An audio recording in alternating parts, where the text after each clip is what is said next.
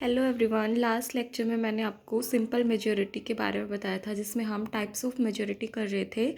अब जो सेकंड है वो है अफेक्टिव मेजॉरिटी, और इसी को हम बोलते हैं देन मेजॉरिटी। अफेक्टिव मेजॉरिटी जो होती है, इसके अंदर हम क्या लेते हैं, अफेक्टिव मेंबर्स के मेजॉरिटी लेते हैं।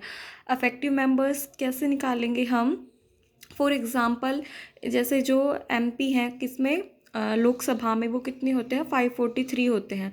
तो लोकसभा की टोटल सीट्स कितनी हो गई, टोटल मेंबर्स कितने हो गए, 543 माइनस वैकेंसी। वैकेंसी किस कारण से हो सकती है, क्योंकि ज़रूरी नहीं ना कि 543 एमपी हैं तो वो 543 एमपी लोकसभा के अंदर उस बिल के टाइम पे अवेलेबल ही होंगे, क्योंकि बहुत से एमपी होते हैं जो अपनी पोस्ट से रिज़ाइन कर देते हैं, या फिर किसी की डेथ हो जाए, या फिर कोई इलेक्शन डिसमिस हो जाए, तो उनकी जो सीट जो होगी वो क्या हो जाएगी, वैकेंट हो जाएगी। तो अफेक्टिव मेंबरशिप हम कैसे निकालेंगे, टोटल मेंबर्स माइनस में वैकेंसी।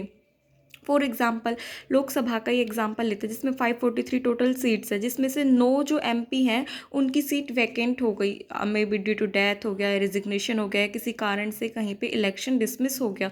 तो अब हमारे पास इफेक्टिव मेंबरशिप कितनी हुई, 543। तो अब हम मेजॉरिटी जो लेंगे वो किसकी लेंगे, इफेक्टिव मेंबर्स की लेंगे, दैट इज़ 534 का 2 डिवाइडेड बाई 2 प्लस 1। तो हमें कितने मेंबर चाहिए, 268 मेंबर्स चाहिए, किसी भी 268 मेंबर्स चाहिए हमें। अब हम ये देखेंगे कि ये इफ़ेक्टिव मेंबरशिप का यूज़ होता कहाँ है, मतलब कहाँ इफ़ेक्टिव मेजॉरिटी की ज़रूरत पड़ती है पार्लियामेंट के अंदर। तो जो इफ़ेक्टिव मेजॉरिटी जो है उसकी हमें 8 जगह पे यूज़ होती है। मतलब जो लोकसभा का स्पीकर है और लोकसभा का डिप्टी स्पीकर है, विधानसभा के स्पीकर और डिप्टी स्पीकर को, विधान परिषद के चेयरमैन, डिप्टी चेयरमैन को, और राज्यसभा के चेयरमैन और डिप्टी चेयरमैन को उनकी पोस्ट से हटाने के लिए हमें किसकी ज़रूरत पड़ती है, इफ़ेक्टिव मेजॉरिटी की या देन मेजॉरिटी की। तो हम इफ़ेक्टिव मेजॉरिटी को क्या बोल सकते हैं, ये मेजॉरिटी होगी देन या इफ़ेक्टिव मेंबर्स की।